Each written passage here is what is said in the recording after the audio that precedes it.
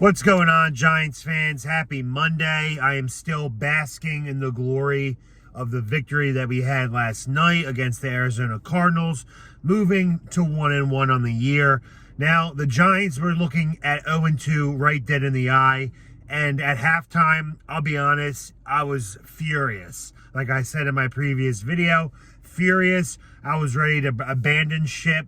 I was turning on Daniel Jones. I was turning on Brian Daboll. I was turning on Joe Shane. And then I just took a deep breath. I went outside for a mind adjustment. And I came back in with a new attitude, calming, just quiet. Still very pissed off, but quiet. Most importantly, I had my young daughter and my young son with me, so I couldn't really curse or scream or throw things at the TV. So I had to keep my composure, kind of like a Daniel Jones and Eli Manning. Had to keep my composure, stay level-headed, and just watch the game play out. And to my satisfaction, we put up 31 second-half points. Daniel Jones breaking records in the NFL left and right. The Giants having their biggest comeback since 1949. A 21-point deficit overcome in the second half, putting up 31 points, every drive being either a touchdown or a field goal, and we won the game 31-28. Hats off to all the coaches and players that were involved. Big win, very, very big win, especially since we play early week this week, Thursday night in San Fran against that vaunted 49ers defense. It's going to be a very tough game. I will make a preview about that game probably Wednesday. Trying to get the updates about Saquon Barkley. As you did not know, Saquon Barkley's x-rays came back negative yesterday. But as you all may know, x-rays only determine if there is a broken bone. So no bones have been broken, but now they need an MRI to see what the tissue and tendon damage looks like. So fingers crossed that everything is okay. Hopefully it's just an ankle sprain and that he'll be back in a few weeks.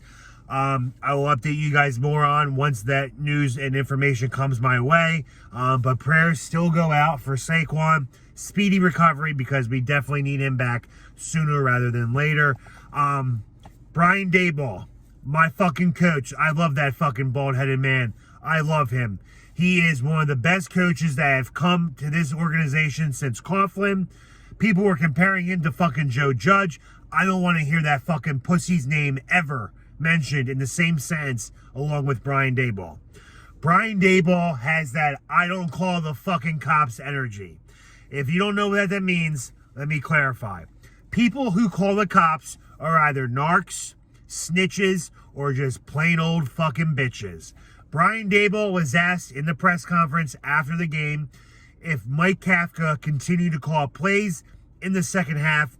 There was images that were shown on Twitter that Brian Daboll had his play sheet covering his mouth so that you could not tell what he was saying. And obviously, most offensive coordinators, they do that so that the camera on the other team can't pick up what they're saying, trying to read lips, so forth. So a lot of people in the media and the reporters thought, oh, maybe Brian Daboll took over play calling. The Giants offense looked completely different in the second half. They scored every fucking drive they had the ball in the second half, so he had to have called the plays. We don't know the answer. Brian Daboll said he did not call the plays. Kafka called a great game. Kafka continued to call the plays in the second half. I don't know what's true or not. We probably won't know anytime soon. But Brian Daboll has I don't fucking call the cops energy because he saved his fucking coach's ass. He knows Kafka was a hot commodity last offseason, getting head coaching interviews. He is a possible head coaching candidate now, and he knows that, you save your colleagues' butts. You're not some pussy electrician that is going to throw your fucking colleague under the bus for something that he did wrong. He has, I don't call the fucking cops. It's my fucking ship. I'm going to go down with it. No one else is going to get the blame but me. When things go wrong, it's my fault. When things go right, it's because of them. And that's exactly what Tom Coughlin used to do. He never put the blame on anyone. He always took full credit for the bad things, and he always gave credit for the good things. And Brian Daboll does not fucking call the cops. He kept his word. He kept his mouth fucking shut. He didn't throw any of his fellow coaches under the bus. He said Kafka called the game, so Kafka called the game. He knew what he was doing. He protected his job security. He wanted Kafka to get potentially become a head coach in the near future. So by him saying that Kafka called the plays, that saved his ass. And Brian Daboll is just a stand-up guy. From what I hear, he eats lunches with different people in the Giants organization every day. He eats lunches with the janitors. He eats lunches with the women ticket salesmen. He does a lot of things that people just don't go. It goes unnoticed. People that are working in the Giants organization do not realize the type of man that Brian Daboll is. And that fucking man does not call the fucking cops. Other than that, overall, great team comeback, great team win. I will keep you guys updated on any Saquon Barkley updates. And the game preview coming up, Niners, it's going to be a tough game. Hopefully the offense is turning the corner, and hopefully this defense can get his foot out of their asses, and Kayvon Thibodeau can get some fucking sacks. That's all I got for you guys today. As always, let's go G-Men.